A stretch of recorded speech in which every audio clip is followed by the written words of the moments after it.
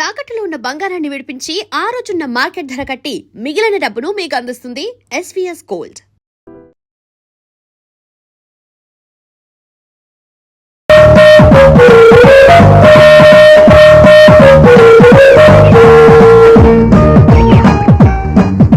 Hi hi good morning. Good morning. ఏంటి వచ్చాను late అయిపోతుంది. నేను కరెక్ట్ ఇంటికి వచ్చాను, నువ్వే అలిగా వచ్చావు. ఓకే జాగింగ్ చేద్దామా? Okay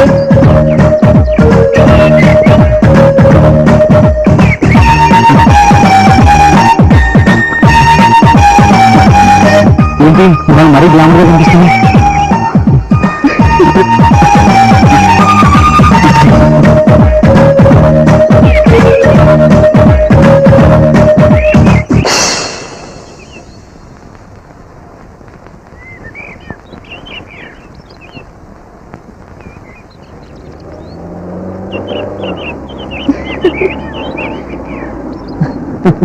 You naughty.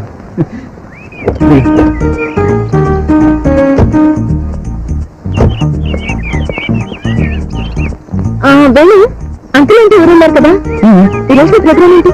పెద్దగా ప్రోగ్రామ్స్ లో ఆఫీస్ లో ఫైల్ ఉందని డాడీ చెప్పారు. నేను కనున్నా అయితే నేను బయటకి ఎక్కడికైనా వెళ్దామా? నేనే నేను అడుగుదాం అనుకుని నువ్వే నన్ను అడిగావు. అయితే త్వరగా రెడీ అవ్వు, నేను ఫ్రెష్ అప్ అయ్యేస్తాను. Okay bye. Bye. Good morning బాబు. Good morning.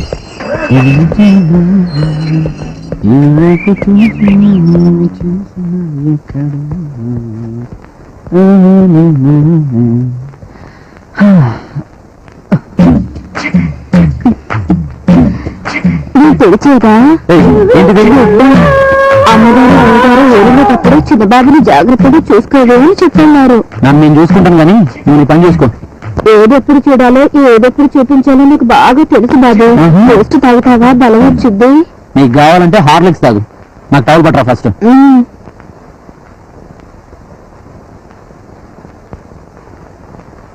ఏందా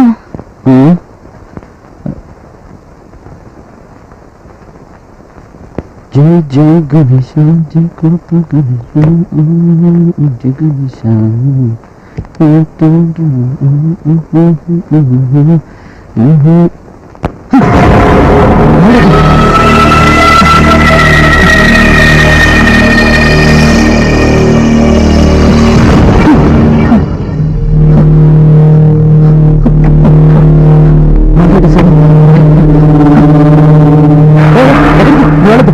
ఒక్క నిమిషం బాబు.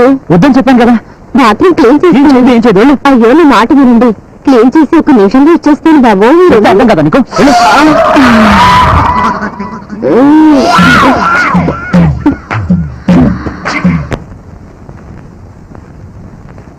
బాబు వయసులో ఉన్న కుర్రాళ్ళకి ఏం కావాలో నాకు బాగా తెలుసు. వెళ్ళమంటే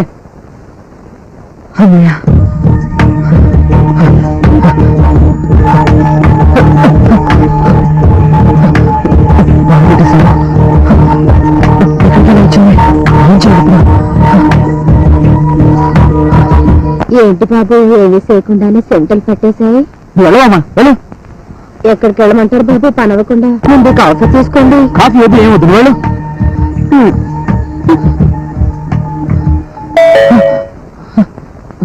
ఎవరేంటారా?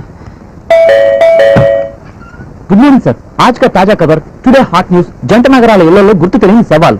ఏ శవం వెనుక ఏ చరిత్ర ఉందో చెప్పడం చాలా కష్టం. ఫ్యాక్షనిజం, ముఠా కక్షలు, ఐఎస్ఐ ఏజెంట్లు, వీరప్పన్ అనుచరులు, ఎల్టీటీ ఉగ్రవాదం, నక్సలిజం, తీవ్రవాదులు, స్టూటపురం దొంగలు, ఎవరు ఎప్పుడు ఎక్కడ ఎవరిని ఎందుకు టెన్షన్ పెట్టావు కదరా. వెళ్ళరా నీ అప్ప.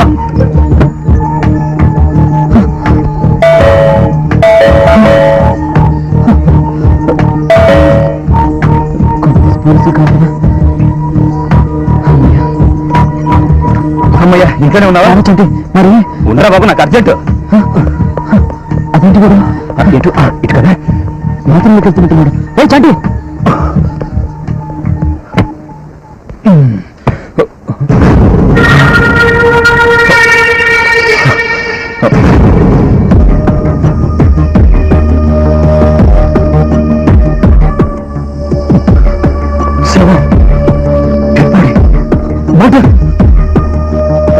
రేపు ఎంత పని చేసావురా? చంటి అరవద్దు. నిజంగా వాడిని ఎవరు చంపారు నాకు తెలియదురా. ఆ బాత్రూమ్ లో డెడ్ బాడీ ఎలా వచ్చిందో నాకు తెలియదురా. చంపేస్తాం అంటే వాడపైన వాడే వచ్చి చచ్చిపోయి ఇక్కడ పడిపోయాడంటావా? లేకపోతే నీ శత్రువు ఎవరన్నా దొంగతాలతో తీసి ఆ శవాన్ని ఇక్కడ ఏమైనా పడేశాడంటావా? ఎవరికి చెప్తావరా? చంటి నువ్వు నన్ను అనుమానిస్తున్నావా? నేను కదా ఈ పొజిషన్ లో ఎవరన్నా నిన్నే అనుమానిస్తారు. ఓకే పోలీసులు పెట్టిద్దామా? ఏ ఉడికమ్మ ఎక్కాలని అంత సరదాగా ఉందా? మొన్న ఆఫీస్ లో అందరి ముందు వాడిని చంపేస్తానని ఛాలెంజ్ చేసావు, గుర్తుందా?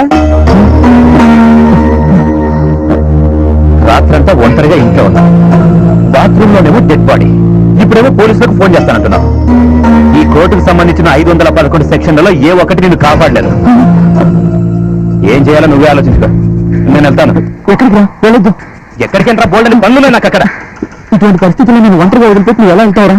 నీకు తెలుసు కదరా మా చెల్లెని పెళ్ళని. చంటి ఆ డెడ్ బాడీని డిస్పోజ్ చేసేంత వరకు ఉండరా ప్లీజ్. చీకటి పడేంత వరకు మనం దాన్ని చేయలేనురా. అవతలేమో మా బావ వారం రోజులు టైం ఇచ్చాడు. ఆ వారంలో 2 లక్షలు అరేంజ్ చేయకపోతే మా చెల్లెల మెడలో తాళి కట్టాడు. అది నా పరిస్థితి.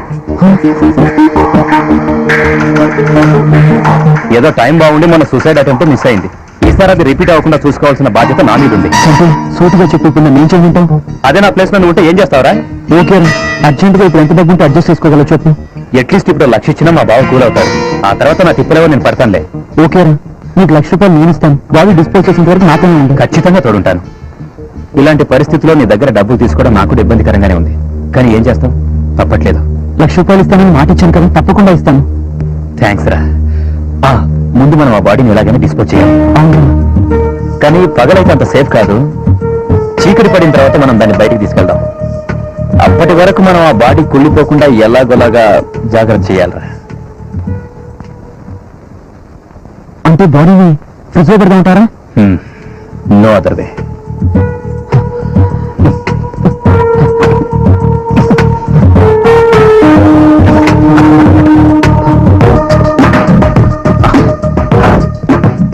అమ్మయ్యా, ఎవరేంటారా? ఏమోరా, వెళ్ళి మోగితే చాలు పోలీసులు ఏమైనా భయం వస్తుంది. ఎవరేంటారు?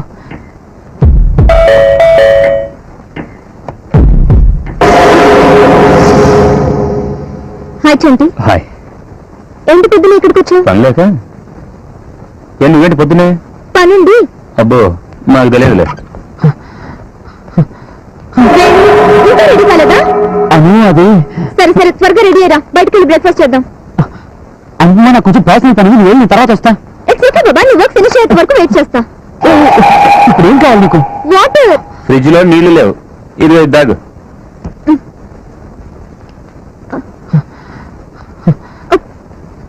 What is wrong? ఎందుకంత టెన్షన్ పడుతున్నారు? టెన్షన్ ఇక్కడ సెవెనా? ఆ ఉండేది శ్మశానంలో కదా, ఇక్కడ ఎందుకుంటా? అదే నీ ఎక్స్ప్రెషన్ చూస్తే ఇక్కడేదో డెడ్ బాడీ ఉన్నట్లుంది, అందుకని అలా అన్నాడు. ఎరా? అవును అంతే అంతే. Something is wrong. మీ ఇద్దరికి ఏదో అయింది. అనుకున్నా, మాకేం కాలేదు, మనం వెళ్దాం కదా. చెంటి పంపించొస్తా. అలాగే నేను తర్వాత వస్తానని చెప్పాను కదా.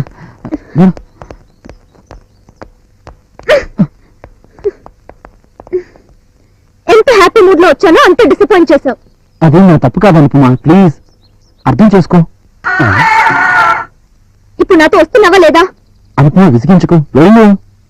చిన్నబాబు చిన్నబాబు, నా సహాయం కావాలా?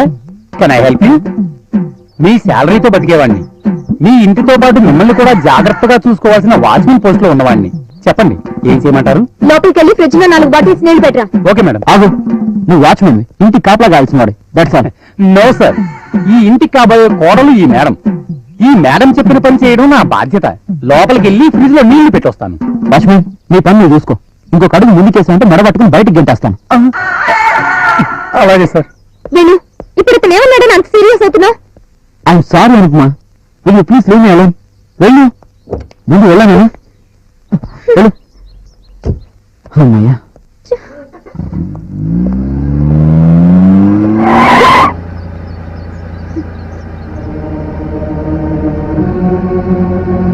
Something wrong. అసలు ఫ్రిడ్జ్ లోనే ఏదో ఉంది.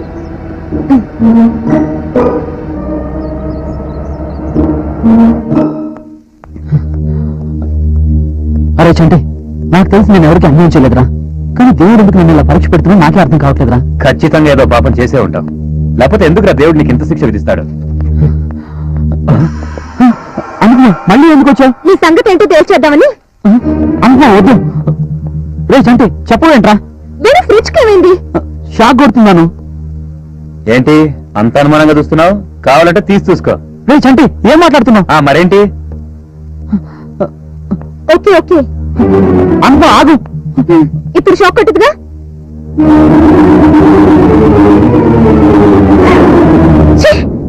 వెళ్ళు, నువ్వు ఇంత దుర్మార్గుడు అని నేను కల్లో కూడా అనుకోలేదు. ఇంత నీచమైన పని చేస్తావని అస్సలు ఊహించలేదు. అనుపమా, జరిగిందేమిటో తెలుసుకోకుండా నువ్వు అనవసరంగా అపార్థం చేసుకుంటున్నావు. కళ్ళ ముందు కనిపిస్తున్న నిజాన్ని చూస్తే అపార్థం ఎలా చేసుకుంటాను చంటి? నిజం చెప్పు, ఈ పని చేసింది నువ్వా వేణునా?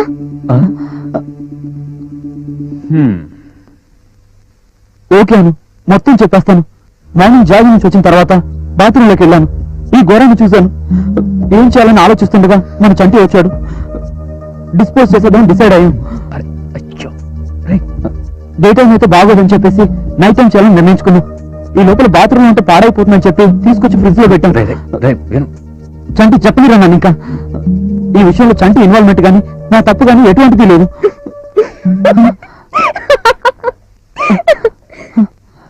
వేణు, నిన్ను కొట్టాలో తిట్టాలో ముద్దు పెట్టుకోవాలో అర్థం కావట్లేదు. ఆ మూడోది బాగుంది. కావాలంటే నేను కాసేపు బయటికి వెళ్తాను. ఆపుతావా over action? Venu, this is nothing. ఈ రోజుల్లో ఆడవాళ్ళకు కూడా ఇది కామన్. అబ్బో, ఏంట్రా? ఇన్ఫాక్ట్ ఇప్పుడున్న కల్చర్ లో ఈ మాత్రం చేయకపోతే ఈ సొసైటీలో బతకడం చాలా కష్టం. చా ఇంత చిన్న విషయానికి నువ్వు టెన్షన్ పడి అనవసరంగా నన్ను టెన్షన్ పెట్టావు. ఓకే బాయ్ వేణు, వస్తా. బాయ్ చంటి. ఏంటి షాక్ తిన్నావా? అవునరా, ఈ రోజుల్లో ఆడవాళ్ళకు కూడా ఇది కామన్ అయిపోయిందా? ఆహా, అంత లేదమ్మా. కావాలంటే తీసి చూడు.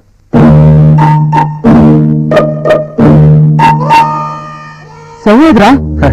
అనుపమ మళ్ళీ వస్తుందని నా సిక్స్త్ సెన్స్ చెప్పిందిరా. అందుకే ముందు జాగ్రత్తగా ఆ డెడ్ బాడీని తీసేశా. కొంపనీసి మళ్ళీ బాత్రూంలో పెట్టావా? అదిగా అందులో. సూట్ కేసులో పెట్టావా?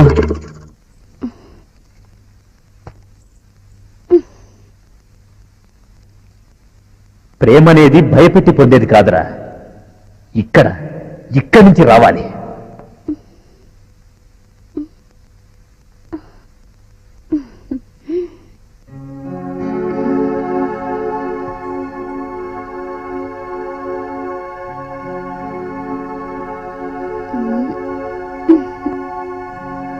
ఇక్కడ కాదురా, అక్కడ.